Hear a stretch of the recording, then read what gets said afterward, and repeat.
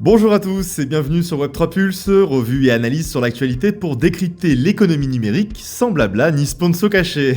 Cela étant dit, j'espère que vous prenez soin de votre santé numérique. Aujourd'hui, mardi 22 avril, on plonge dans une actualité aussi explosive que politique. Des millions en crypto affluent vers Trump, une SEC métamorphosée, Circle qui attaque frontalement Visa et un minage de Bitcoin 100% vert au cœur de l'Himalaya. Mais avant de commencer, un grand merci à tous, vous êtes un petit peu plus nombreux à suivre ce jeune projet tous les jours, alors un grand merci. Merci aussi de jouer le jeu, likez, commentez et abonnez-vous pour ne rien rater des prochaines vidéos, ça me donne beaucoup de motivation pour la suite.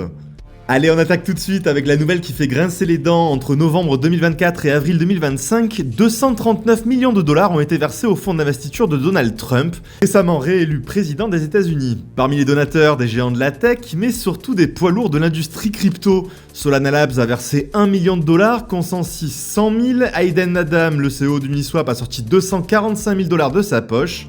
D'autres comme Coinbase, Kraken et Ripple ou encore Robinhood avaient déjà manifesté leur soutien.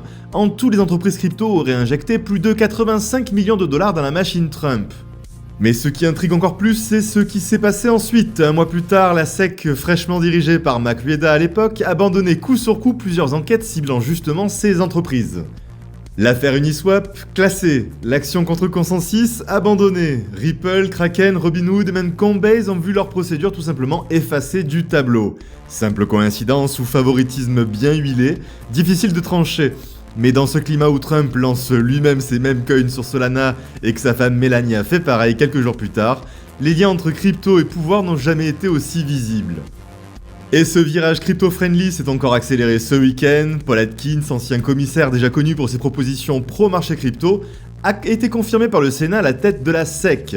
Et il ne cache pas ses ambitions, faire des États-Unis le pays le plus sûr et le plus attractif pour l'investissement, notamment en crypto.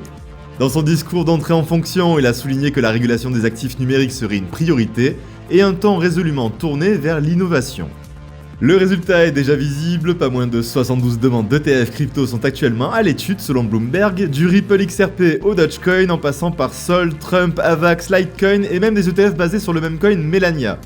Ce qui était impensable sous Gary Gensler devient aujourd'hui possible et la SEC pourrait bien dans les mois à venir valider un grand nombre de produits crypto en bourse. Une révolution silencieuse est en marche. Autre signal fort du changement d'air, Circle, l'émetteur de l'USDC, vient de lancer son propre réseau mondial de paiement transfrontalier, avec une ambition claire rivaliser avec Visa et Mastercard.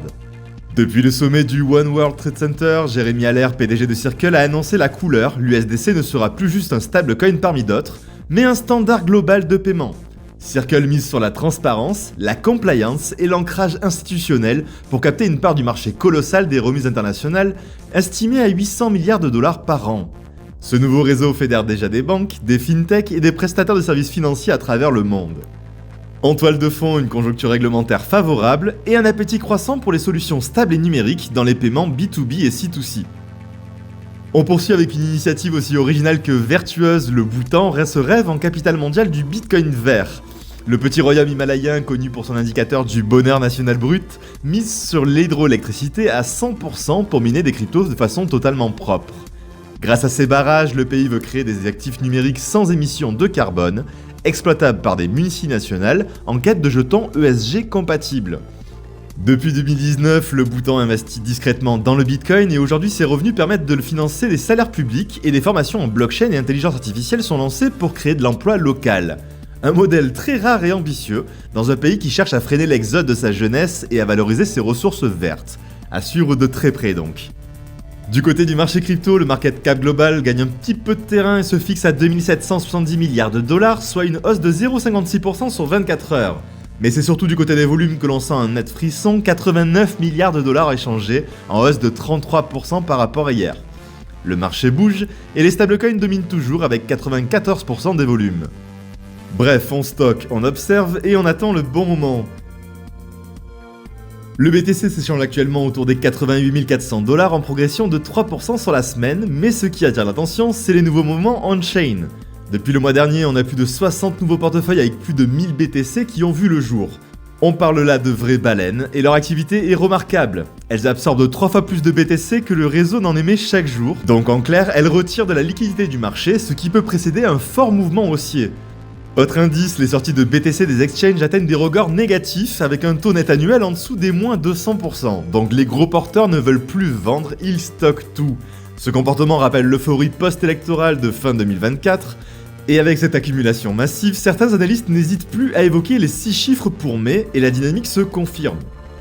Du côté d'Ethereum, la situation est plus nuancée, le token remonte doucement à 1624$, mais reste plombé par une performance molle et une activité de réseau en baisse. Vitalik Buterin tente de relancer la machine avec une idée ambitieuse, remplacer le VM par RISC-V, une architecture plus rapide, plus légère et mieux adaptée aux blockchains à preuve à connaissance nulle. Mais pour l'instant, le marché reste prudent, les blobs fees sont au plus bas, les transactions sur les layer 1 ne rapportent presque plus rien, et les développeurs se tournent de plus en plus vers Solana et les roll-ups. Donc si le cap des 1700$ est franchi avec conviction, on pourra alors parler de reprise. En attendant, Ethereum est plus en mode réflexion que propulsion. Ripple aussi attire le regard, notamment avec le lancement officiel des contrats à terme sur le XRP par Coinbase Derivatives. 2 versions sont proposées, un nano-contrat de 500 XRP et un standard de 10 000 XRP, tous deux réglementés et réglés en dollars. Cette initiative vise clairement à séduire les institutionnels dans un contexte où la SEC vient justement d'abandonner son appel contre Ripple. Avec un prix autour des 2,10$ et une hausse de 3% sur 24 heures, le XRP semble profiter à la fois de la détente réglementaire et de l'intérêt croissant pour les produits dérivés. Solana de son côté poursuit sa progression, désormais à 140$ en hausse de 6,35 sur la semaine. La tendance reste positive, alimentée par une reprise de l'activité du réseau, pas mal d'annonces autour des mêmes coins et maintenant Coinbase qui étend son outil de récupération de tokens SPL à Solana. Une amélioration cruciale pour les utilisateurs qui peuvent désormais récupérer automatiquement les tokens mal envoyés sans ouvrir de ticket support. Un petit pas pour l'utilisabilité mais un grand pas vers la confiance utilisateur, souvent mise à rude épreuve par des erreurs de manipulation. Les altcoins maintenant, entre dispersion et surprise, puisque le BNB a monté à 606$ plus 2,8% sur la semaine sans trop de bruit.